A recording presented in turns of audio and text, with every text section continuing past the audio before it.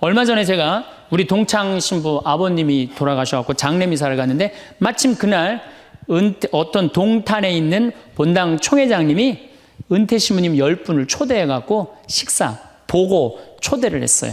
부인이 보고 요리를 할 줄 알아갖고. 그래갖고 이제 그 집에 가고 보고를 먹는데, 신부님들, 은퇴 신부님들 보니까 머리가 다 벗겨진 거 다. 머리가 다 벗겨져갖고 있더라고요. 근데 내가 그날 마침 이제 장례미사를 해갖고 우리 주교님을 뵀는데, 우리 주교님은 그래도 머리가 많이 나셔갖고 모자를 앞에다 쓰신 거야. 그래갖고 참 보기가 좋더라고요. 주교님이 아주 얼굴이 하얀이 선비같이 생기셨거든요. 그래서 내가 저녁 먹으면서 신부님들은 이렇게 머리가 벗겨졌는데 우리 주교님은 아직도 머리가 나셔갖고 모자를 앞에다 쓰는데 참 보기 좋더라고. 그랬더니 은퇴 신부님 10분이 황 신부 주교님한테 가갖고 샴푸 못 쓰는지 좀 알아봐 달라고 막 그러더라고요. 그런데 우리 식사를 한 총회장님, 그 동탄의 총회장님이 신부님, 저는 40부터 머리가 완전히 벗겨졌는데 한 번도 머리 벗겨진 것 때문에 스트레스 받은 적이 없다는 거예요. 그게 무슨 소리냐? 그랬더니 자기 부인이 40에 본당 사목 임원이었는데 사목회를 하고 집에 들어오면 막 짜증을 내고 들어온대요. 그 문을 열고 딱 한다는 부인이 첫 입을 열어서 하는 소리가 답답해 죽을 뻔했다고. 여보, 사목회가 그렇게 답답해? 그러면 그 부인이 그런데, 여보, 나는 사목회를 하는데 60이 먹은 그 본당의 회장님들이 머리가 빽빽하게 꽉 차 있으면은 그 머리를 보고 회의를 하면 가슴이 답답하다는 거야. 그리고 이제 자기 남편을 보고 머리가 완전히 대머리인 남편을 보고 한마디 한대요. 이제야 가슴이 뻥 뚫린다고. 이게 얼마나 남편을 기를 살려주는 말이에요. 그렇지 않아요? 그러니까 여자는 맛도 있고 멋도 있고 누구 기도 살려줘? 남편 기도 살려줘야 되는 거예요. 부처님은요 7종류의 아내가 있다고 그래요. 첫째, 남편을 죽이는 아내가 있대요. 더러운 마음을 가지고 남편에 대한 사랑이 없고 남편을 업신여기는 아내. 아내가 권력 있으면 남편이 모든 것을 참고 침묵하기 때문에 그 참느냐고 빨리 죽는데요. 남편을 죽이는 아내가 있대요. 두 번째는 도둑과 같은 아내가 있대. 남편이 힘들게 돈 벌어 갖고 오면은 그거 그냥 막 써갖고 그냥 살림살이 엉망으로 하는 아내. 도둑과 같은 아내. 셋째, 주인과 같은 아내. 주인 행세하는 거죠. 그래갖고 그냥 자기는 일 안 하고 남편 막 시키는 주인과 같은 아내가 있고. 그 다음에 네 번째는 어머니와 같은 아내가 있대요. 항상 남편을 사랑하며 자식 대하는 것처럼 남편을 보호해주는 아내가 있대요. 그 다음에 누이 동생과 같은 아내. 남편을 섬기기를 다하고 자매와 같은 귀여움을 떨고 애교를 떠는 그런 누이 동생과 같은 오빠 하면서 그런 아내가 있다는 거예요. 그 다음에 친구 같은 아내가 있다는 거예요. 직장에서 마치고 피곤해서 돌아오면은 남편을 반가이 맞이해주고 술 한잔을 하면서 하루를 이야기를 나누는 친구 같은 아내. 그 다음에 이건 시대에 좀 안 맞지만은 종과 같은 아내, 남편을 극진히 섬기는 아내가 있다는 거예요. 여러분들은 이 7번째 중에 몇 번째에 들어가세요?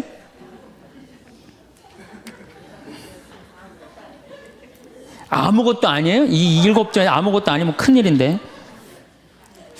근데 우리나라 남자들도 문제예요. 사실은 이 부인한테 참 잘해야 되거든요. 자기 믿고 따라온 사람이 얼마나 귀하게 해야 돼. 근데 우리나라 남자들 참 부인한테 말 못해요.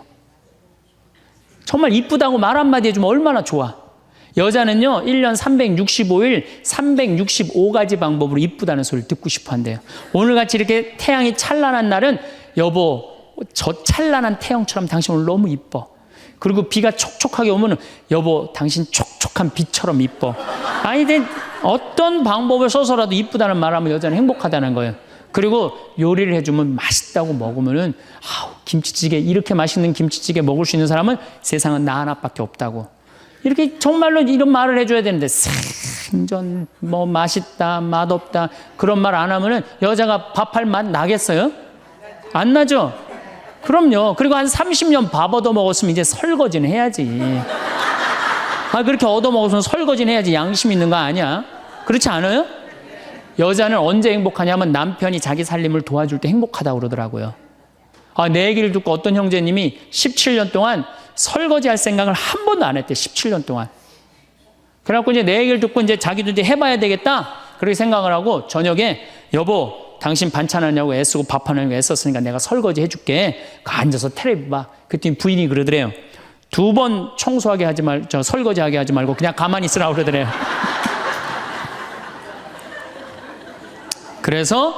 그래서 이 남편이 그랬대요. 아니야, 내가 오늘 해보고 싶어서 그래. 그리고 설거지를 했대요. 그리고 이제 그 형제는 미사 해설하러 성당에 갔는데 메시지가 왔대요. 여보, 나는 오늘 당신이 한 설거지 지금 다시 하고 있어. 하지만은 오늘처럼 행복한 날은 없어. 17년 결혼 생활 중에 오늘처럼 행복한 날은 없어. 고마워. 내 살림살이를 도와줘서. 그 메시지를 형제님이 나한테 보냈어요. 신부님, 요 조그만 거 이렇게 행복할 수 있는데 내가 왜 이제까지 안 했는지 모르겠다고. 그러니까 우리 정말 부인한테, 정말로 자매님들한테 서비스 해줘야 돼. 이제는 서로를 사랑해야 돼요. 서로를 사랑하고 아껴줘야 돼요. 근데 우리나라 남자들이 얼마나 말을 못하냐면 이게 진짜로 있었던 일이에요. 65살 먹은 형제님이 꿈을 잘 꾼 거야. 그래갖고 로또를 산 거야, 금요일 날. 그래갖고 그냥 가슴이 부풀은 거야. 왜 부인한테 막 자랑을 한 거야. 내가 꿈을 꿨는데 이번 된다. 그리고 보통 꿈이 아니다. 막 돼지가 막 수천 마리 왔다 갔다 한 꿈을 꿨는지. 그래갖고 그냥 막 들떠 있는 거야. 그러니까 부인이 콧소리로 한마디 한 거야. 여보, 그 로또 되면 당신 그 돈 뭐 할 거야? 그랬더니 남자가 정색을 하고 그러더래요.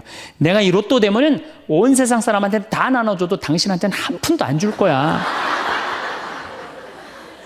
아니, 아직 된 로또도 아닌데. 당첨되고 난 다음에 그러면 몰라도 당첨도 안 됐는데. 귀양 이렇게 말하면 얼마나 좋아요. 여보, 당신 평생 나한테 시집 와갖고 고생만 했는데 내가 로또 되면 내가 당신 다 줄게. 쓰고 싶은 대로 다 써. 아니, 당첨도 안 된 로또인데 그렇게 말하면 얼마나 기분이라도 좋아요. 근데 그냥 내가 온 세상 사람한테 다 나눠줘도 당신한테 한 푼도 안 줄 거야. 이게 할 말이에요. 근데 우리나라 남자들이 이런다고요. 다른 형제님들이 마누라 너무너무 이쁘고 좋겠다고 살아봐라야 눈 한번 하얗게 뜨고 하면 그런 독사가 없다. 이런 말 해야 되면은 우리 마누라는 얼굴만 이쁜 게 아니라 마음은 비단이야. 기분이 얼마나 좋아요. 참 고운 말을 못하는 거야. 그냥 온 세상 사람한테 다 나눠줘도 당신한테는 한 푼도 안 준다. 그러니까 이 부인이 너무 열받아갖고 한 달 반 동안 밥을 안 해줬대요. 그리고 진짜 무서운 건 집안에서 폭력이에요. 폭력. 더욱이 남자가 여자를 때리는 건 있을 수 없는 일이에요.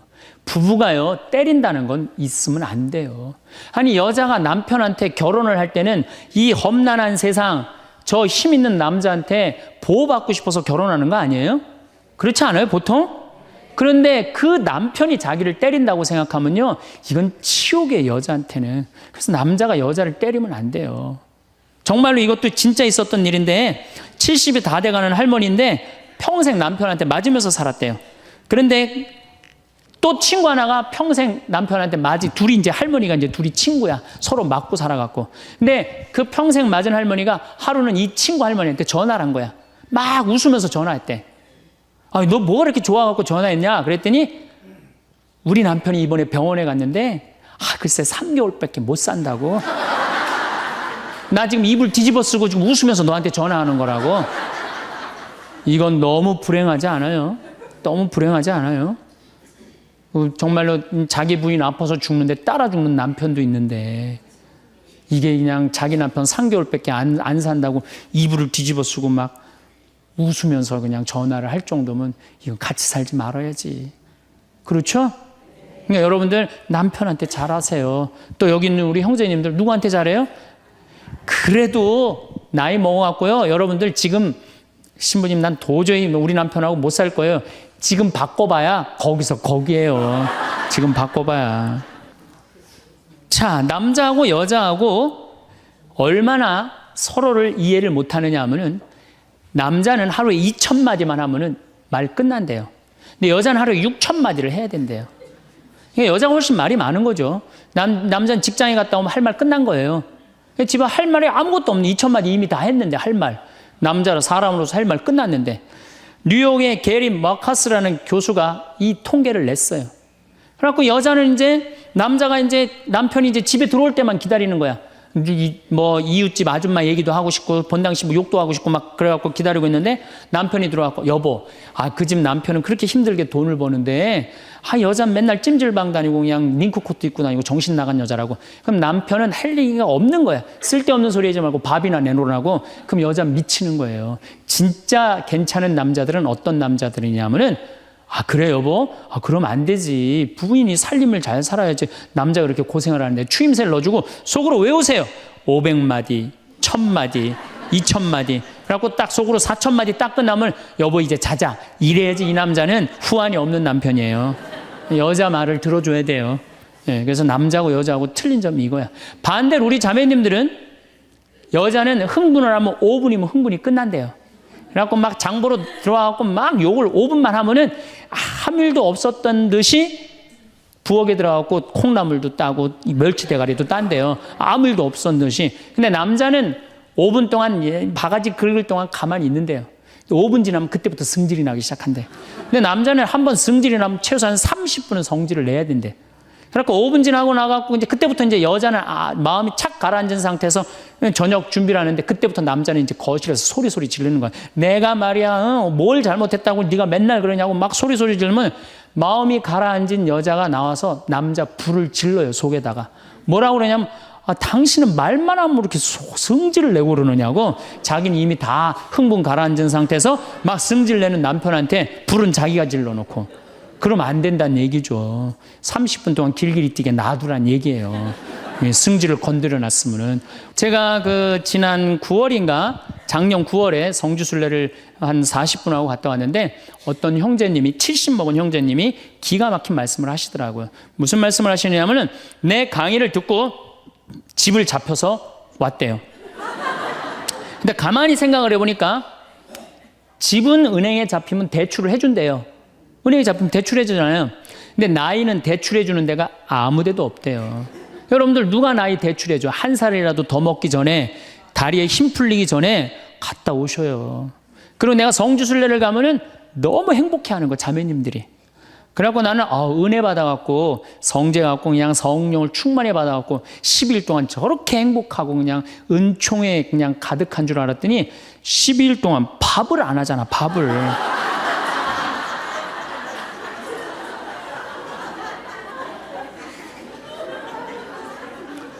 남편, 부부는 맛도 있고 멋도 있어야 되지만 기도 살려줘야 돼. 남편 기도 살려줘야 돼요. 50이 넘어갖고 남편 기 살려줄 사람이 직장에서 기가 살겠어요? 사회에서 기가 살겠어요? 본인이 기가 살겠어요? 유일하게 기 살려줄 수 있는 사람은 누구밖에 없어요? 부인밖에 없어요. 부부가 50이 넘으면요 자식들 떠나고 둘만 덩그랗게 집에 남아서 50년을 같이 살아야 돼요. 말을 정말로 남편 즐거운 말, 남편 좋은 말. 우리 남편 아직도 알통 튼튼하다. 우리 남편 아직도 어깨가 그냥 대유평 평야 같다. 이런 말 해주는 게 중요한 거예요. 그런데 그냥 말을 진짜 못해. 내가 2000년 역사상 말 진짜 못하는 놈 한 놈 알고 있어요. 어떤 놈 진짜 말 못하느냐면은 십자가상 예수님 십자가 위에 매달렸을 때 왼편의 강도. 진짜 말 못하는 놈이에요. 그놈. 이제 십자가 매달렸어. 너무 아파. 자기도 이제 죽기 일보 직전이고 옆에 구세주라는 사람도 옆에 있단 말이야. 그러니까 그냥 이 사람이 막 분이 치밀었나 봐요. 야, 네가 무슨 구세주냐? 네가 구세주라면 너도 살리고 나도 살려봐라. 너도 죽는 주제에 무슨 구세주냐? 막 욕을 해댄 거예요. 그러니까 예수님이 그냥 매달려갖고 아파 죽겠는데 이놈이 이상한 소리 하니까 대꾸도 안 해요. 대꾸도 안 해. 성서 보면은 그냥 가만히 계세요. 근데 내가 2000년 역사상 진짜 말 잘하는 사람 한 사람 알고 있어요. 그게 누구냐면 오른편 강도예요. 얼마나 말을 잘하느냐면은 그렇게 얘기를 하니까 이 왼편에 있는 강도를 혼내요. 야 이놈아, 니놈하고 나는 죽어도 싸. 강도 짓을 했으니까. 근데 저분이야말로 무슨 죄가 있어. 가난한 사람, 병든 사람 함께 해주고 인간 사랑하신 분인데, 그리고 이 강도가 한마디 해요. 주님, 마지막 날에 저를 기억해 주십시오. 그러니까 그냥 예수님이 왼편에 있는 놈한테 대답도 안 하던 예수님이 그렇게 아파도 오른편에 있는 강도한테 한마디 해요. 너야말로 오늘 나와 낙원에 들 것이다. 이 말 한마디 잘한 바람에 그냥 예수님하고 1호로 천당에 올라간 사람 아니야. 그렇지 않아요? 루카복음 23장에 나오는 얘기예요. 루카복음에. 그러니까 여러분들 남편 칭찬을 해주세요. 남편. 제가 신학교 때 부제 때 매스컴 세미나라는 걸 했는데 그때 어떤 자매가 와갖고 정말 내 눈물을 찔끔 나게 하는 강의를 한 적이 있어요. 이 자매가 아들이 셋 있었대요. 근데 이제 아들이 셋 있는 집은 항상 둘째가 문제예요. 첫째는 첫째라고 잘해주고 막내는 막내라고 잘해주죠. 그렇죠? 둘째는 항상 소외의식을 느껴요. 항상 피해의식을 느낀다고요. 우리 집에도 아들이 셋 있는데 큰아들은 내가 봐도 저 어머니 아버지가 왜 이해가 안 될 정도로 큰아들한테 잘했어요. 잘못해도 다 감싸 안아주고. 이게 큰아들은 대접받는 거죠. 저는 우리 집 막내였는데 저는 정말로 사랑을 많이 받고 자랐어요. 전 중고등학교 다닐 때 내가 신발을 빨아본 적이 없어요. 형들이 다 빨아줬어요. 왜 빨아줬느냐면 안 빨아주면 어머니 아버지가 혼냈으니까 막내 신발 빨게 한다고. 그래갖고 그냥 우리 집이 이제 제사를 지내도 우리 집이 이제 아버님이 장손이라 1년에 어렸을 때 13번, 14번 제사를 지냈어요. 제사를 지내면은 제일 탐나는 게 제사상에 문어다리가 제일 맛있잖아요. 그런데 그냥 큰아들은 큰아들이라고 챙겨주고 막내는 막내라고 알아서 해주는데 둘째 형은 문어다리 차지가 안 가는 거예요. 그래갖고 이제 제사 끝나고 나면 이제 고시리 한다고 그러잖아요. 귀신 마중 나가면은 우리 식구들은 다 나가는데 둘째만 안 따라 나가는 거예요. 왜 안 따라 나가냐면 문어다리 훔치려고. 자기가 훔치지 않으면은 자기 챙겨줄 사람 아무도 없잖아요. 우리 둘째 형은 제사가 지나고 일주일이 지나도 2주일이 지나도 문어다리를 물고 다녀요. 자기 어디다 감춰놨는지 모르는데. 그래갖고 제가 지금 얼마 전에 한 2년 전인가 설날 집회를 갔어요. 마침 설날은 제사를 지내니까 가갖고 물어봤어요. 아직도 둘째 형 문어다리 훔치느냐고 그랬더니 형하고 누나가 오늘도 문어다리가 없어졌다는 거예요. 그거 훔친 거지. 그러니까 50이 돼서도 그 어렸을 때 자기가 소외된 거, 피해의식을 보상받고 싶은 거예요. 이 집에 이제 아들이 이제 중학교 3학년, 초등학교 6학년, 초등학교 3학년 세 아이가 있었대요. 근데 마침 그날은 초등학교 6학년 둘째 아들만 집에 있었대요. 그래서 이 자매님이 남편한테 여보, 둘째 아이 좀 데리고 목욕탕에 들어가서 목욕 좀 시키라고. 그래갖고 뭐 아빠도 뭐 집에 있으니까 둘째 아들 이제 목욕을 시킨다고 목욕탕에 들어갔대요. 근데 5분이 지났는데 남편이 얼굴이 새빨개져갖고 막 뛰쳐나왔대. 옷도 제대로 안 입고.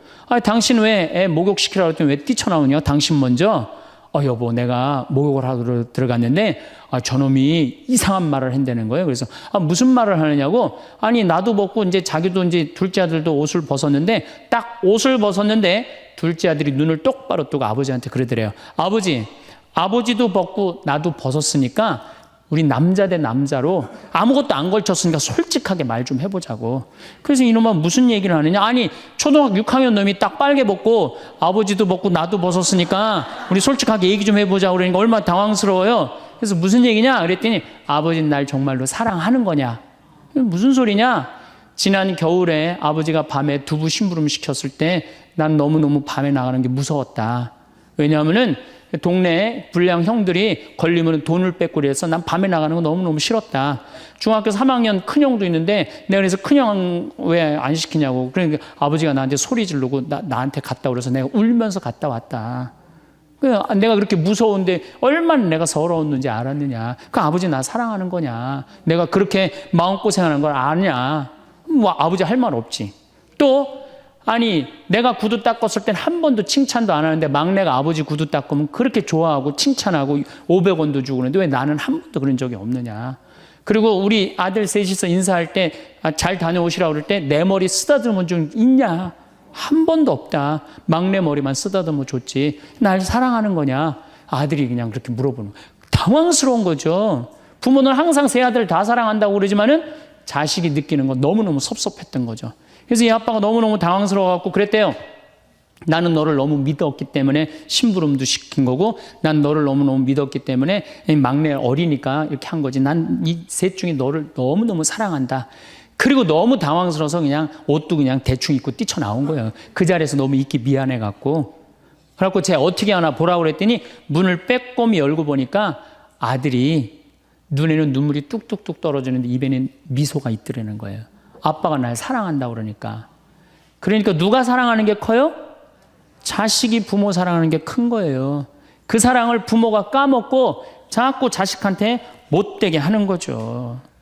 그래서 여러분들 정말로 우리가 부모라는 게 중요해요. 아버지가 없는 자식들은 참 힘들어요. 아버지가 없는 자식들은. 여러분들 그 삼국 통일을 한 궁예, 왕건, 견우, 후백제, 거기에 궁예 얘기를 좀 할게요. 궁예가요, 뭐 역사적으로 뭐 확실하진 않지만 47대나 48대 경문왕 아들이었대요. 셋 중에 제일 난 사람이에요. 왕건은 귀족 아들이고 견우는 평민 아들이야. 근데 궁예는 왕의 아들이었어요. 근데 아버지 없이 자랍니다. 아버지 없이 자라요. 아버지 없이 자라는 사람들은요, 심리학자들이 얘기를 하기에 1살서부터 3살 때까지가 가장 중요하대요. 이때 아버지 엄마가 안아주고 뽀뽀해주고 엄마 아빠라고 그럴 때 격려해주고 기저귀 갈아주고 이럴 때 아이들은 뭐가 생기느냐 하면 신뢰심이 생긴대요. 세상은 믿을 만한 데다. 그리고 그냥 아이가 막 걸을 때 옆에서 박수 쳐주고 걸음 뛸 때 그럼 아이들이요, 그 굉장히 심리적으로 안정감을 준다는 거예요. 그런데 이때 아버지가 없는 아이들은 심리적으로 굉장히 불안하다는 거예요. 여러분들, 이 아빠가 아이들 이 목마 태워주면은 애들 좋아해요, 안 좋아해요? 좋아하죠? 그런데 아빠 키가 1m 70이고 애가 50cm면 2m 20이에요. 그 꼭대기에 올라가고 또 애는 아빠 머리를 잡고 막 깔깔깔 까르르 넘어가지 않아요? 좋아갖고 아빠 머리를 잡고 걔는 무의식 속에 이런 생각을 갖는데요. 세상은 이렇게 높아도 믿을 만한 데다. 이 든든한 아버지가 있으니까. 그런 믿음이 생긴다는 거예요. 그런데 궁예는 그랬던 경험이 한 번도 없었던 거야. 그러니까 나중에는 사람을 의심을 하기 시작하는 거예요. 의심하기 시작하는 거예요. 그래갖고 나중에 관심법이라는 걸 개발해요. 그래갖고 네가 의심하는지 안 의심하는지 내가 안다. 그래갖고 그냥 친아들도 그냥 의심도 안 하는데 너 의심한다고 그러고 죽이고, 결국 누구까지 죽여요? 자기 부인하고 아들까지 죽여요. 그리고 마지막으로 쓸쓸한 최후를 맞이해요. 신부님, 나는 우리 남편이 일찍 죽어갖고 우리 애들 그냥 혼자 키웠는데 너무 섭섭합니다. 아버지 없이도 훌륭하게 자라는 사람 간혹 있어요. 그게 누구냐면 오바마가 아버지 없이 자라잖아요. 할머니 손에서 얼마나 훌륭해요. 그렇죠? 그러나 일반적으로 보면은 그렇다는 거예요. 아버지가 굉장히 중요한데, 근데 슬픈 거는 우리나라는 아버지가 있어도 없는 것 같아요. 아버지가 있어도 애는 학원 다니냐고 그냥 정신 팔려가고 아버지는 돈 번다고 해갖고 서로 사랑을 쌀 시간이 없는 거, 서로 사랑을 쌀 시간. 그런데 이 아버지와 끈이 굉장히 기가 막힌 분이 한 분 계세요. 아버지와 자식 사랑이 아주 두터운 분이 한 분 계세요. 그분이 누구냐면 바로 예수님이에요. 예수님처럼 아버지와 사랑이 깊은 사람이 없어요. 여러분들, 세례받을 당시 예수님이 물 위에 올라오시자 마르코복음 1장 11절에 뭐라고 그러냐면 너는 내가 사랑하는 아들, 내 마음에 드는 아들이다 라고 하느님 아버지께서 아들을 얼마나 사랑하는지 확인시켜줘요. 그 마태복음 11장 25절 27절을 보면은 아버지, 하늘과 땅의 주님, 지혜롭다는 자들과 슬기롭다는 자들에게는 이것을 감추시고 철부지들에게는 드러내 보이시니 아버지 감사드립니다. 그렇습니다. 아버지의 선하신 뜻이 이렇게 이루어졌습니다. 나는 아버지께서는 모든 것을 나에게 넘겨주셨습니다. 그래서 아버지 외에는 아무도 아들을 알지 못합니다. 또 아들 외에는, 그리고 그가 아버지를 드러내 보여주려는 사람 외에는 아무도 아버지를 알지 못합니다. 그냥 예수님 입만 열면 아버지 얘기를 해요. 입만 열면은. 또 하느님 아버지도 아들한테 각별한 사랑을 해. 거룩한 변모 마태복음 17장 보면은 이렇게 얘기해요. 이는 내가 사랑하는 아들, 내 마음에 드는 아들이니 너희는 그의 말을 들어라. 그러니까 예수님도 아버지를 사랑하고 아버지 하느님도 누구를 사랑해요? 예수님. 그러니까 하늘에 새도 보금자리가 있고 여우도 굴이 있지만 사람의 아들은 머리 둘 곳조차 없다라고 굉장히 고독하셨음에도 불구하고 그 고독을 누구 때문에 극복했을까요? 하느님 아버지와 철저한 사랑의 끈으로 그걸 극복한 거예요. 여러분들 자식들이 세상 살아가기 힘들다 하더라도 그 든든한 아버지가 있는 자식들은요, 극복해 나가요. 든든한 아버지가 있는 자식들은. 또 요한복음 17장 하느님 아버지와 얼마나 깊은 사랑으로 묶여 있는지 잘 보여주는 구절이 있어요. 아버지, 세상이 생기기 전에 제가 아버지 앞에서 누리던 그 영광으로 이제 다시 아버지 앞에서 저를 영광스럽게 해주십시오. 그리고 이어서 이렇게 말씀하십니다. 아버지, 아버지께서 제 안에 계시고 제가 아버지 안에 있듯이 그들도 우리 안에 있게 해주십시오. 난 이 구절을 보면요, 가슴이 떨려요. 여러분들 자식 중에 아버지한테 아버지 안에 내가 있고 내 안에 아버지가 있어, 이렇게 말하는 자식들이 있어요? 그런 고백을 할 수 있는 자식이 몇 명이나 될까요? 아버지 안에 내가 있고 내 안에 아버지가 있다. 예수님은 이렇게 아버지를 사랑했던 거예요. 의로우신 아버지, 세상은 아버지를 알지 못하였지만 저는 아버지를 알고 있습니다. 저는 그들에게 아버지의 이름을 알려주었고 앞으로도 알려주겠습니다. 아버지께서 저를 사랑하신 그 사랑이 그들 안에 있고 저도 그들 안에 있게 하려는 것입니다. 예수님은 그 말씀을 하고 난 다음에 유다의 배반으로 붙잡히세요. 그러니까 예수님은 활동 시작할 때부터 아버지 얘기 시작해갖고 마지막 끝날 때까지 아버지 얘기한 거야. 아버지하고 이야기를 하는 거를 멈추지 않으십니다. 그리고 겟세마니 동산에서도 아버지와 끈끈한 사랑을 보여주시죠. 아버지, 하실 수만 있으시면 이 잔이 저를 비껴가게 해주십시오. 그러나 제가 원하는 대로 하지 마시고 아버지께서 원하시는 대로 하십시오. 요새 이런 아들이 어디 있어요?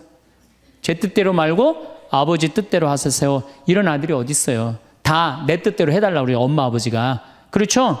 근데 예수님은 하느님 아버지가 그렇게 기뻤던 거야. 맨 마지막에 아버지, 이 사람들을 용서하여 주십시오. 그리고 마지막으로 이런 말씀을 하십니다. 아버지, 제 영혼을 아버지 손에 맡깁니다.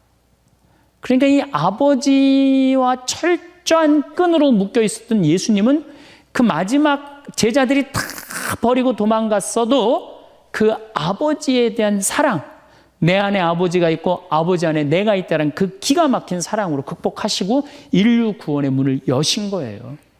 그렇다면 우리나라 아버지들도 이런 아버지가 돼야지. 자식들한테 이런 아버지가 돼야 되는데 이런 아버지가 과연 몇이나 있느냐. 저는 다행히 우리 아버지를 참 잘 만났어요. 전 참 아버지를 좋아해요. 나는 어렸을 때 추억이 아버지하고 매일 토요일날 일요일만 되면 산에 가갖고 도토리 따고 밤 줍고 또 내가 망보고 아버지가 대추나무 올라가고 막 서리하고 막 이런 거 많이 했어요. 예. 그래갖고 막 걸려갖고 막 대추밭 주인한테 막 욕먹으면 그냥 얘는 누구냐고 그러면 우리 막내 아들이라고 그러면 그냥 막내 아들 데리고 좋은 거 가르쳐 준다고 그냥. 그리고 어렸을 때 아버지하고 추억 중에 웅덩이가 있어요. 웅덩이. 거기에 퍼내면 그 미꾸라지. 그 진흙 안에 미꾸라지 그걸 잡아내는 정말 그런 추억들이요. 그러니까 지금도 80이 된 아버지를 보면 행복한 거예요. 그리고 시간만 되면 그 아버지 보러 가고 싶고. 그러니까 이제는 효도는 없어요. 뭐만 남아있어? 사랑만 남아있는 거예요. 추억만 남아있는 거예요. 자식하고 얼마나 좋은 시간을 많이 가졌느냐에 따라서 늙었을 때 안 외롭다는 거예요. 어렸을 때 자식하고 한 번도 놀아준 적이 없어. 10살 때까지 놀아줘야 된다는 거예요. 근데 10살 때까지 한 번도 놀아준 적이 없으면은 자식이 늙은 부모들 한 번도 같이 안 놀아준다 이거예요. 그러니까 늙어서 외로운 거는 자식이 못 돼서가 아니라 누가 싸놓은 업보야? 그렇죠. 그러니까 섭섭할 필요 없어요. 자, 그렇다면은 사랑이 없는 엄마, 사랑이 없는 아버지, 엄마도 없고 아버지도 없는 이 세대는 외로울 수밖에 없어요. 그리고 그들은 어차피 떠나게 돼 있어요. 그렇다면 여러분들 옆에 남아있는 건 누구밖에 없어요? 남편. 그렇죠. 50살에 자식들 떠나면 50부터 100살까지 여러분들 옆에 남아있을 수 있는 유일한 사람은 남편밖에 없어요. 근데 여러분들 그 남편한테 잘해요? 옛날에는요, 부모한테 자식이 전부였어요. 왜 옛날에는 부모한테 자식이 전부였느냐면 20살에 결혼해갖고 내가 40살이 되면은 자식이 20살이 돼요. 그러면은 되게 50살까지 밖에 못 살았어요. 그럼 자식이 몇 년 효도하면 되냐면 10년만 효도하면 돼요. 그러면 알아서 죽어줘 주니까. 그러니까 옛날엔 자식이 부모한테 애절해서 안 애절했어요? 애절했어요. 그리고 20살 먹은 아들이 왜 50살 먹은 부모한테 죽지 말라고 왜 그렇게 손가락 깨물어서 입에 단지해주고 허벅지 살 잘라갖고 울며 불며 죽지 말라고 그랬을까요? 20살 된 이 아들은 동생이 17살, 14살, 11살, 8살, 5살, 2살 동생이 줄줄이 있는 거야. 근데 엄마 아빠가 지금 죽으면 이거 누가 키워야 돼? 자기가 키워야 되니까 죽지 말라고 그러는 거예요. 죽어도 이거 누구까지 다 키우고 죽어? 막내까지 키우고 죽어라 이거야. 근데 만약에 우리 엄마 아버지가 막내까지 다 키웠다? 그러면 엄마 아버지 나이가 60이 되는 거예요. 그래서 60까지 산 부모한테 너무 고맙다고 차려준 잔치가 환갑잔치예요. 근데 이 환갑진갑 다 받아먹고 갈 생각을 해요, 안 해요? 안 하잖아요. 이게 큰 문제예요. 그러니까 자식이 모시다가 지치는 거예요. 그러니까 부모 60, 70부터는요 부모 관심 없어요. 그러면은 50 넘어서는 누가 옆에 있어요? 남편밖에 없어요. 여러분들 지금 우리나라 100살 이상이 몇 명이냐면 2,500명이에요. 100살 이상이. 90세 이상이 몇 명이냐면 9만 명이에요. 80세 이상은 몇 명이냐면 80만 명이에요. 70세 이상은 몇 명이냐면 240만 명이에요.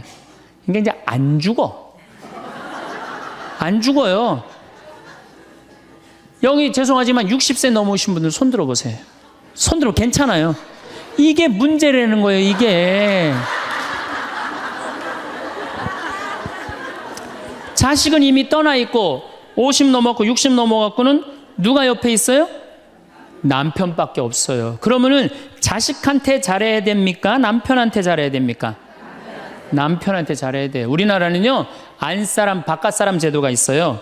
그래갖고 안사람은 집에서 애 놓다 죽고 바깥사람 바깥에서 돈 벌다 죽었어요.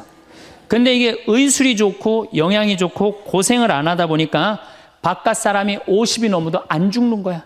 안 죽어갖고 직장에서 쫓겨나갖고 집안에 들어와서 안사람이 돼버려요. 딱 안방에 이제 들어앉아 있는 거죠. 예. 근데 집안에 들어와갖고 부인 일을 도와주면 좋은데 도와줘요, 안 도와줘요? 안 도와주고 그냥 할 일 없으니까 마누라 하는 일 챙겨내, 안 챙겨내요? 챙겨내죠? 이게 미치는 거지, 그때부터. 젊었을 때는 맛있는 거 차려놓고 여보 일찍 들어와. 그래도 생전 안 들어오더니 이제 50 넘어서는 굳이 집에 안 들어와도 되는데 때 따라 철 따라 집에 들어오네. 그러니까 여러분들이 자식들 품에 안하고 키울 때는 외로운지 몰라요. 그렇죠? 근데 자식 떠나고 나면은 체인징 파트너를 해요. 이쁜 자식은 떠나고 쭈글쭈글한 남편이 돌아오는 거야. 그런데 50부터 110살까지 살려면은 젊었을 때 같이 여행 다니는 추억도 있어야 되고 젊었을 때 사랑도 쌓여 있어야지 50 넘어갔고 100살까지 있고 추억 먹고 살 거 아니에요. 근데 그런 추억이 하나도 없어. 그 50 넘어갖고 와갖고 그냥 잔소리만 하고 그냥 그러면은 그 남편이 싫은 거예요. 그러니까 서로 한 집에 살지만은 각방 따로 쓰고 외롭게 사는 거죠. 그래도 여러분들은 괜찮아요. 여러분들은, 우리 신부들은요 진짜 불쌍해요. 생각을 해봐요. 20살에 신학교 들어갔어요. 그래서 30에 신부 돼요. 그래갖고 옛날엔 75세 은퇴였어요. 75세 은퇴. 75세는 그래도 괜찮았어요. 은퇴하고 그냥 거의 바로 이제 세상 떠나시니까 요즘 70세로 은퇴가 내려왔어요. 그리고 이제 65세로 내린대요. 65세 은퇴해도 된다. 이렇게 내린대. 왜? 서울교구 우리 보좌 신부님들 뭐 10년, 12년, 13년 하잖아요. 그러니까 빨리 은퇴할 사람 빨리 하고 보좌들 빨리 본당 내보내야 되니까 빨리 은퇴해라 이거야. 그러면은 65세부터 은퇴해갖고 우리 부관장 신부는 110살까지 산단 말이야. 그러면은 20살에 신학교 들어갖고 65세까지 45년 혼자 살아. 그래갖고 65세 은퇴해갖고 110살까지 또 혼자 살아. 45년, 90년 혼자 사는 거야. 그래서 나는 우리 신부님들 은퇴시키는 거 반대하는 신부예요. 65세 은퇴시켜갖고 다시 보좌 신부로 발령을 내라. 보좌 신부로 발령을 내갖고 아니 고해성사 듣게 하면 되잖아요. 아 얼마나 여러분들 속에 있는 얘기하고 싶은 거 많아요. 그렇죠? 아 그럼 고해성사 듣게 하고 또 굳이 신부님들 65세 넘어가고 강론 안 해도 돼요. 미사 없는 강론하게 하면 되잖아. 강론하라 그러면 또 한 소리 또 하고 한 소리 또 하고 그러실 수 있으니까 얼마나 좋아. 차라리 65세에 은퇴시킬 거면 아예 60에 은퇴를 시켜서 장가를 그냥 보내라. 늙어선 좀 안 외롭게. 농담이에요, 농담. 우리보다는 여러분들이 훨씬 덜 외롭다는 거예요. 그렇지 않아요? 여러분들 남편도 있고 자식도 있고 손자도 있잖아요. 그러면 그 소중한 사람들한테 사랑하면서 살아야지. 우린 사랑할 사람도 없는데 여러분 사랑할 사람이 있잖아요.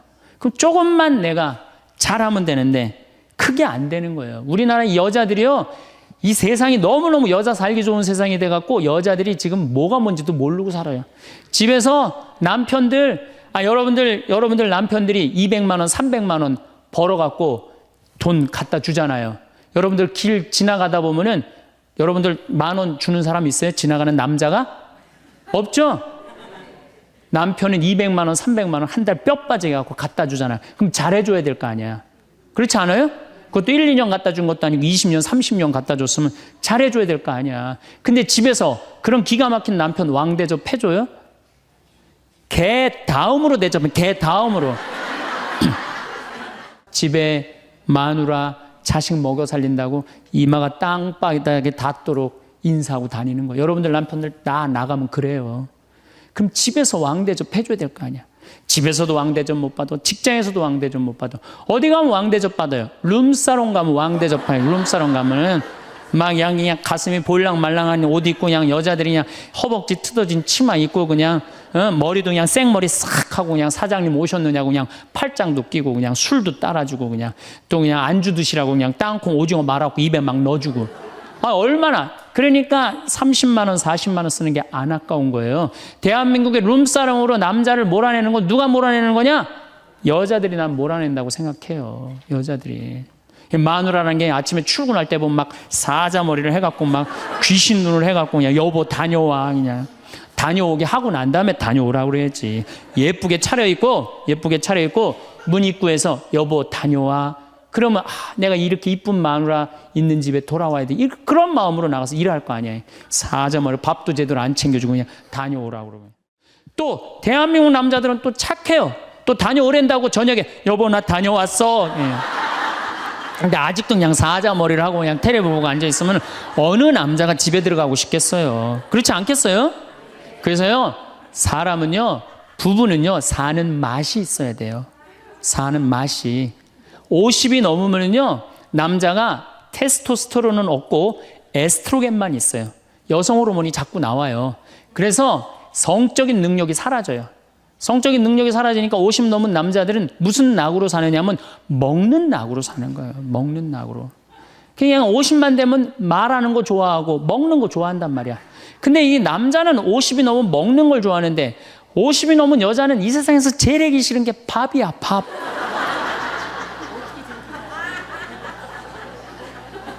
그러니까 그냥 둘이 사는데 왜 김치찌개를 끓여도 한솥 끓여. 그냥 하기 싫으니까 귀찮으니까 한솥 끓여갖고 그냥 다음날 아침에 그냥 그거 졸여갖고 아침상에 올려놓고 그냥 저녁엔 또 오늘같이 하루 피정하고 저녁에 이제 여보 나 저녁 집에 가서 먹을게 그러면 또 그거 볶아갖고 저녁상에 또 올려놓고 좀 회도 떠갖고 예? 여기 가깝잖아요. 회시장 가갖고 우럭 회 맛있잖아요. 매운탕도 떠갖고 소주도 한 병 사고 그래갖고 그냥 허벅지 뜯어진 치마 이브닝 드레스도 하나 딱 입고 저녁에 남편 들어오면 여보 이거 내가 한 거야 딱 술 따라주면 남자가 얼마나 살맛이 나요. 사는 맛 나지 않겠어요?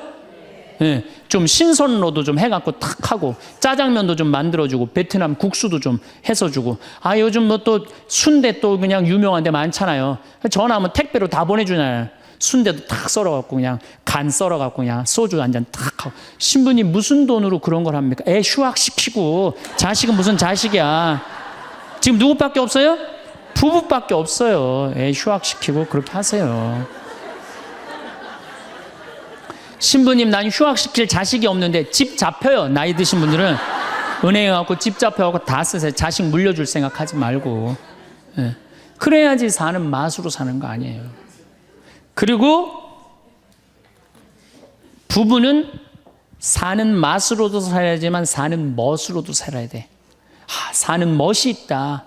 멋있게 살아야 될 거 아니에요. 근데 나는 제일 가슴 아픈 우리 자매님들이 어떤 분들이냐면은 자기를 꾸미지 않는 분들이에요.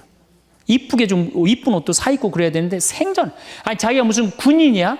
집에 있어도 파마를 해도 꼭 철모 뒤집어 쓴 거 딱 1년 내내 풀어지지도 않는 거 쓰고 앉아갖고 그냥 생전 그냥 마누라라는 게 그냥 맵시 있는 옷 한 번 제대로 입지도 않고 그럼 남편이 사는 맛이 있어요? 사는 멋이 있어요? 좀 꾸며야죠, 본인이.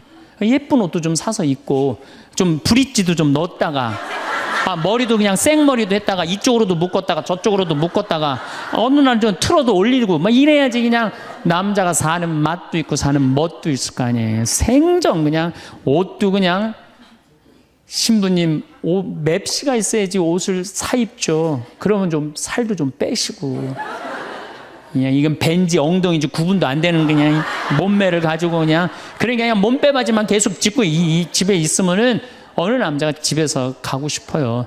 본인을 꾸미시라는 거예요. 그래서 남자는요 사는 맛도 있고 사는 멋도 있는 거, 멋도 있어야 돼요.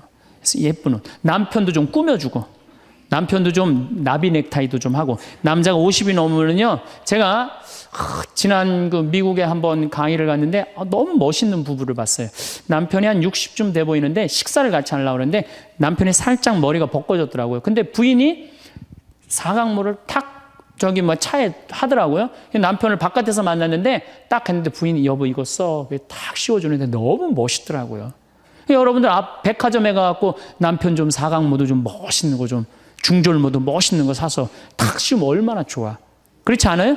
옷도 이제 50이 넘으면요 단색을 입어야 돼요. 노란색을 입든지 초록색을 입든지 아니면 빨간색을 입든지 그래야지 좀 젊어 보이는데 이거는 그냥 김치국물 떨어져도 안 보이는 체크무늬 사서 입혀갖고 그냥 1년 내내 빨아주지도 않고 그냥 맛도 없고 멋도 없는 거죠.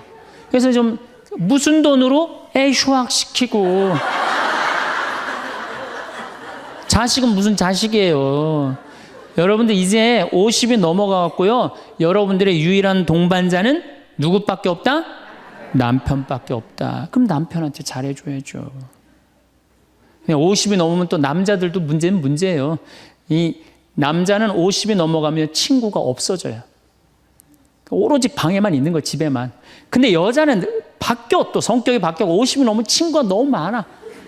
그냥 맨날 만나러 나가야 되는데 그냥 이 남자고 여자고 이제 서로 힘든 거죠. 그 또 그냥 50, 60 넘은 남자들은 씻지도 않아. 그냥 냄새 나고 그냥 이러니까 그냥 남편 옆에 가까이 가기도 싫은 거죠. 예. 근데 이 부부가요 서로 애인같이 살아야 돼요. 우리 자매님들 자기를 애인같이 꾸며야 돼요. 그래갖고 언제든지 집에서도 깔끔하고 예쁘게 차려입으면 남자가 기분이 좋잖아요. 집도 좀 화분도 좀 예쁜 거 좀 해놓고 여행도 좀 다니고 둘이 공연도 좀 가고 극장도 좀 보러 다니고 이래야지 그냥 사는 맛도 나고 사는 멋도 날 거 아니에요. 그래서 제발 좀 성지순례 좀 가세요. 제가 여러분들한테 꼭 부탁하고 싶은 거는 옛날에 중세시대는요 성제 집 다 팔아 갖고 갔어요. 다 팔아서 그냥 예루살렘 가는 걸로 끝나는 거예요. 거기서 죽어도 여한이 없다고. 그러니까 여러분들도 예수님 어제 복음에 자케오 얘기 나왔죠? 그거 예리고 얼마나 좋아요. 그리고 그냥 갈릴레아도 좀 호수도 가보고 얼마나 좋아요. 신부님 무슨 돈으로? 휴학시키고 그 돈이면 충분해요. 한번 갔다 오면은요 신앙이 틀려지거든요. 성지순례도 가고. 어쨌든 우리가 이 인생을 외롭게 살고 싶지 않다면은 부부가 사랑하는 수밖에 없어요. 그래야만이 우리 인생이 풍요로워요. 더욱이 여러분들 노년 50년 60년 부부밖에 없어요. 훈련하면 된대요. 그 부부 사랑 훈련하는 그 많은 책자를 읽어보면요 그 서로 훈련이 안 돼 있어서 그렇지 훈련하면 서로 사랑한대요. 그리고 외롭지 않다는 거예요. 다음 시간에는 이제 정말로 그렇다면 구체적으로 우리가 외롭지 않는 방법에 대해서 이야기를 나누도록 하겠습니다. 감사합니다. 말이란 참으로 신비로운 힘을 지니고 있습니다. 우리가 입 밖으로 내뱉는 한마디, 한마디가 단순히 공기를 울리는 소리에 그치지 않고 우리의 생각을 형성하고 감정을 만들어내며 결국 삶의 방향을 결정짓습니다. 언어는 생각의 집이라는 말이 있습니다. 우리가 사용하는 말은 우리 내면의 세계를 지어 올리는 벽돌이자 기둥입니다. 그래서 옛사람들은 말이 씨가 된다고 했습니다. 밭에 뿌린 씨앗이 싹을 틀고 열매를 맺듯이 우리가 내뱉은 말도 현실이 되어 돌아온다는 깊은 지혜입니다. 실제로 많은 연구들이 긍정적인 말을 사용하는 사람들이 더 행복하고 건강하며 성공적인 삶을 산다는 것을 보여주고 있습니다. 어려운 상황 속에서도 희망의 말을 잃지 않았던 사람들이 결국 그 고비를 넘고 더 나은 내일을 맞이하는 모습을 우리는 수없이 봐왔습니다. 이것은 단순한 우연이 아닙니다. 말이 가진 힘, 그 언어의 마법이 실제로 작동하고 있기 때문입니다. 우리의 말은 우리 자신뿐만 아니라 주변 사람들에게도 깊은 영향을 미칩니다. 한 사람의 긍정적인 말 한마디가 누군가의 하루를 바꾸고 그 하루가 모여 인생을 바꾸는 일이 실제로 일어납니다. 그렇다면 우리는 어떤 말을 해야 할 것인지, 어떻게 하면 우리의 일상 속에서 복을 부르는 말 습관을 만들어갈 수 있을지 살펴보아야 합니다. 그 답은 생각보다 가까운 곳에 있습니다. 바로 나 자신을 향한 말, 그리고 다른 사람들을 향한 말 속에서 찾을 수 있습니다. 이 두 가지 방향의 언어 사용이 조화를 이룰 때 우리의 삶은 진정으로 풍요로워집니다. 먼저 우리 자신에게 어떤 말을 건네고 있는지 돌아볼 필요가 있습니다. 많은 분들이 스스로에게 가장 가혹한 비평가가 되곤 합니다. 작은 실수를 했을 때 나는 왜 이 모양인가, 나는 안 돼, 나는 늘 이래 하며 자책하는 말들을 쏟아냅니다. 이런 말들은 우리 마음속에 깊은 상처를 남기고 자신감을 떨어뜨리며 결국 우리가 할 수 있는 일마저 못하게 만듭니다. 마치 자신에게 저주를 거는 것과 같습니다. 반복되는 부정적인 자기 대화는 우리의 잠재력을 억누르고 가능성의 문을 닫아버립니다. 대신 우리는 스스로에게 격려와 위로의 말을 건넬 수 있어야 합니다. 할 수 있어, 괜찮아, 잘하고 있어. 이 정도면 충분해와 같은 말들은 마음의 온기를 불어넣고 다시 일어설 힘을 줍니다. 이것은 거짓말이 아닙니다. 스스로를 다독이고 응원하는 것은 삶을 살아가는데 꼭 필요한 자기 돌봄의 방식입니다. 우리는 모두 불완전한 존재이고 실수할 수 있으며 때로는 넘어질 수도 있습니다. 그럴 때 스스로에게 따뜻한 말을 건네는 것이야말로 진정한 용기입니다. 자신에게 친절한 말을 하는 사람은 다른 사람에게도 친절할 수 있고 그런 친절함이 모여 삶 전체를 부드럽게 만듭니다. 감사의 말을 자주 하는 것도 중요합니다. 자신이 가진 것, 해낸 일, 만난 사람들에 대해 감사하다는 말을 속으로든 소리내어든 자주 하는 것입니다. 감사는 마음의 창문을 열어 더 많은 좋은 것들이 들어올 수 있게 합니다. 아침에 눈을 뜰 수 있어서 감사합니다. 오늘 하루를 무사히 마쳐서 감사합니다. 이 작은 일을 해낼 수 있어서 감사합니다. 같은 말들을 습관처럼 하다 보면 삶을 바라보는 시선이 달라집니다. 부족한 것보다 가진 것이 보이고 잃은 것보다 남은 것에 눈이 갑니다. 감사하는 마음은 불평하는 마음을 몰아내고 그 자리에 평화와 만족이 자리 잡게 합니다. 매일 아침 거울을 보며 자신에게 긍정적인 문장을 말해주는 연습을 해보십시오. 오늘도 최선을 다할 거야. 나는 소중한 사람이야. 좋은 하루가 될 거야 같은 간단한 말이면 됩니다. 처음에는 어색하고 이상하게 느껴질 수 있습니다. 하지만 이것을 꾸준히 하다 보면 이 말들이 마음속 깊이 스며들어 실제로 우리의 태도와 행동을 변화시키는 것을 경험하게 됩니다. 이것을 확언이라고 부르는데 많은 사람들이 이 간단한 연습을 통해 삶의 질이 크게 향상되었다고 말합니다.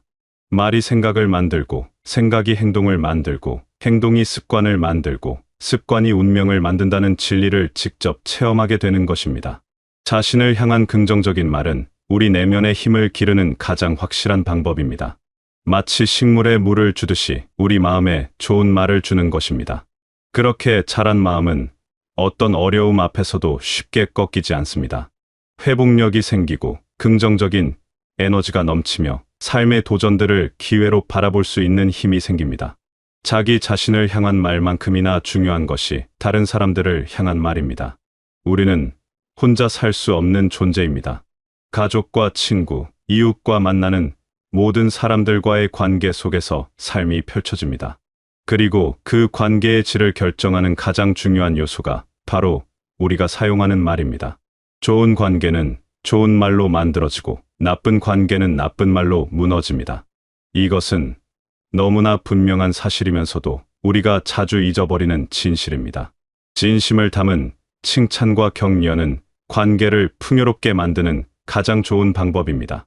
하지만 많은 경우 우리는 칭찬에 인색합니다. 상대방의 좋은 점을 보면서도 말로 표현하지 않거나 형식적인 칭찬만 던지고 지나갑니다. 진정한 칭찬은 구체적이고 진심이 담겨 있어야 합니다. 잘했어라는 말보다는 이 부분을 이렇게 처리한 것이 정말 좋았어. 그 말을 들으니 마음이 따뜻해졌어. 같은 구체적인 표현이 상대방의 마음에 깊이 와닿습니다. 사람들은 자신이 인정받고 있다고 느낄 때 더욱 빛을 발합니다. 우리의 칭찬 한마디가 누군가의 잠재력을 깨우는 열쇠가 될 수 있습니다. 격려의 말도 마찬가지입니다. 누군가 어려움을 겪고 있을 때 힘내라는 말보다 내가 함께 있어줄게, 내가 잘 해낼 거라고 믿어, 필요하면 언제든 말해줘 같은 구체적이고 따뜻한 말이 진정한 위로가 됩니다. 이런 말들은 상대방에게 힘을 줄 뿐만 아니라 말하는 우리 자신도 더 따뜻한 사람으로 만들어줍니다. 위로와 격려를 건네는 과정에서 우리의 마음도 함께 성장하고 부드러워집니다. 배려와 존중의 언어를 사용하는 것도 매우 중요합니다. 우리는 때때로 무심코 상처 주는 말을 합니다. 비난하고 판단하고 험담하는 말들은 관계를 파괴하고 우리 자신의 마음도 어둡게 만듭니다.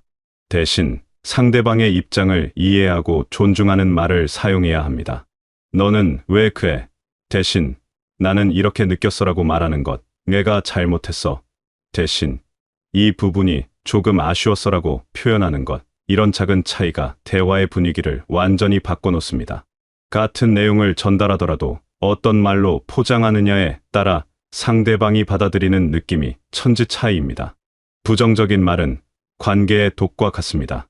한 번 내뱉은 말은 다시 주워 담을 수 없고 상처는 오래도록 남습니다. 화가 나고 짜증이 날 때도 잠시 멈추고 생각해야 합니다.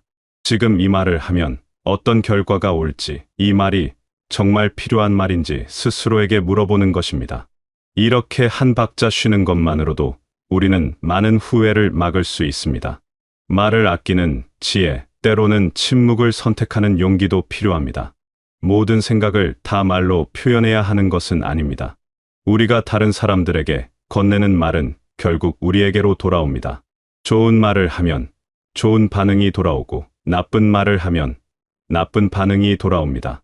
이것은 단순한 인과응보가 아니라 관계의 본질입니다. 우리가 만드는 언어의 장이 우리가 살아가는 세상의 분위기를 결정합니다. 따뜻한 말이 오가는 곳에는 따뜻한 기운이 흐르고 차가운 말이 오가는 곳에는 차가운 기운이 흐릅니다. 그렇다면 이런 좋은 말 습관을 어떻게 만들어갈 수 있을까요? 습관이란 하루아침에 만들어지지 않습니다. 의식적인 노력과 꾸준한 연습이 필요합니다. 다음에 세 단계를 따라가 보십시오. 이 단계들은 단순해 보이지만 실천하면 놀라운 변화를 경험하게 됩니다. 첫 번째 단계는 인지입니다. 먼저 자신이 어떤 말을 자주 하는지 알아야 합니다.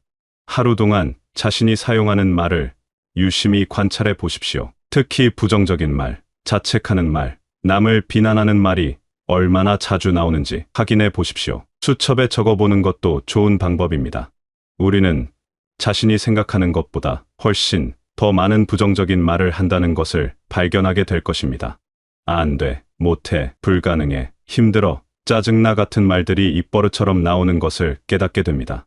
이 인식 자체가 변화의 첫걸음입니다. 자신의 말 습관을 객관적으로 바라볼 수 있을 때 비로소 변화가 가능해집니다. 두 번째 단계는 대체입니다. 부정적인 말이 나오려 할 때 그것을 긍정적인 말로 바꿔 말하는 연습을 하는 것입니다. 망했다 대신 다시 시작하자. 안 돼 대신 어려운데 방법을 찾아보자. 못해 대신 해볼게 같은 식으로 말입니다. 처음에는 어색하고 부자연스러울 것입니다. 하지만 계속 연습하다 보면 점점 자연스러워지고 어느새 긍정적인 말이 먼저 나오게 됩니다. 이것은 마치 근육을 단련하는 것과 같습니다. 반복할수록 강해지고 자연스러워집니다. 뇌도 새로운 패턴을 학습하고 점점 더 쉽게 긍정적인 표현을 찾아내게 됩니다. 세 번째 단계는 지속입니다. 하루에 최소 5가지 긍정적인 말을 의식적으로 사용하겠다고 다짐하십시오. 자신에게 2-3가지, 다른 사람들에게 2-3가지면 됩니다.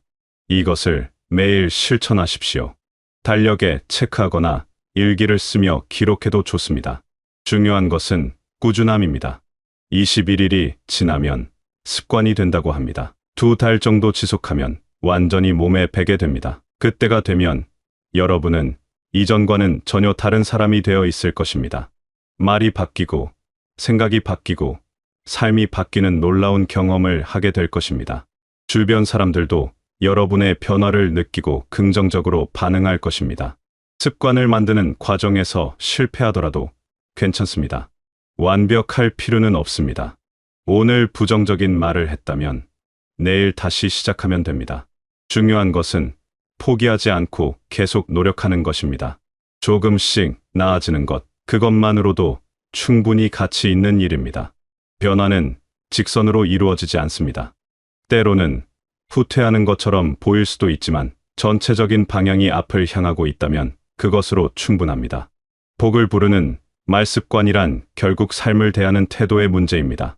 세상을 어떤 눈으로 볼 것인가, 나 자신을 어떻게 대할 것인가, 다른 사람들과 어떤 관계를 맺을 것인가 하는 근본적인 선택입니다. 좋은 말을 한다는 것은 단순히 듣기 좋은 소리를 내는 것이 아니라 긍정적이고 건설적인 삶의 방향을 선택하는 것입니다. 말은 우리의 가치관을 드러내고 우리의 인격을 보여줍니다. 말에는 힘이 있습니다. 창조의 힘, 치유의 힘, 변화의 힘이 있습니다. 우리가 사용하는 말은 보이지 않는 씨앗이 되어 우리 삶의 정원에 심어집니다. 그 씨앗은 반드시 싹을 틔우고 자라나 열매를 맺습니다. 부정의 씨앗을 뿌리면 고통의 열매가 열리고 긍정의 씨앗을 뿌리면 기쁨의 열매가 열립니다. 이것은 자연의 법칙이자 삶의 이치입니다. 우리는 매일 선택할 수 있습니다. 어떤 씨앗을 뿌릴 것인지, 어떤 정원을 가꿀 것인지 말입니다.